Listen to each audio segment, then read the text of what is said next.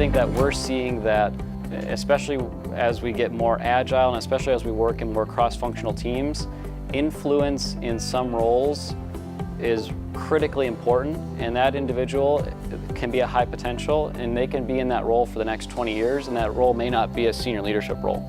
The two words in my mind right now are impact and influence.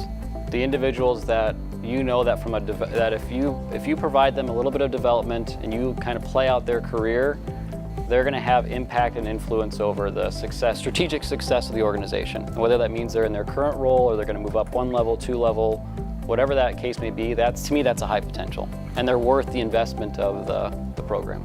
Probably no surprise, we take a more engineering-based approach. We have 9 criteria that we've built actually with MDA's help, but realistically it takes a look at things like successful intelligence, takes a look at things like resilience, takes a look at versatility, and some elements like that. So when folks are nominated to be a high potential, their manager and their senior leadership team member have to really evaluate them on those 9 criteria to ensure that they do belong in that space. Our leadership competency framework is much more about the how things get done, where the high potential sort of evaluation is more about some of those inherent characteristics that the individual has. We asked our top 35 managers to send in their names.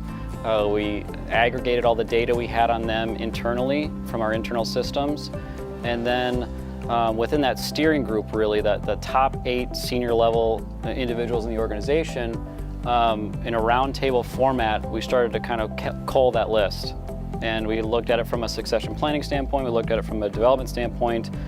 Different individuals show up differently for different people throughout the organization, to your point.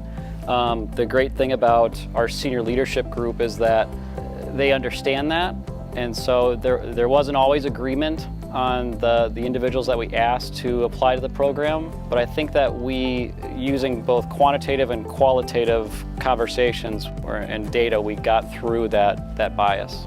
I'd say for us, it's been an evolution for sure, and again, we started thinking that we were developing the next operating group leaders, and what we really evolved our thinking to is pushing the organization to think about placing folks in ALD that had the capability of being on the leadership team during their career.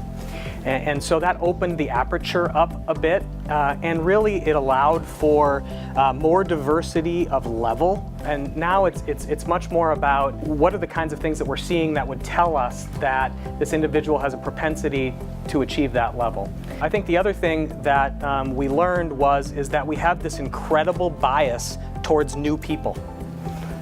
They're the next, savior. They're the ones who, they have this big halo as they enter the organization for the first couple of years. And what we found is that they need some time for us to really get to know them and them to really get to know us. And so we try to give them ample time to really see how it plays out in the organization. Need help defining and selecting your high potential leaders? Let's begin a conversation.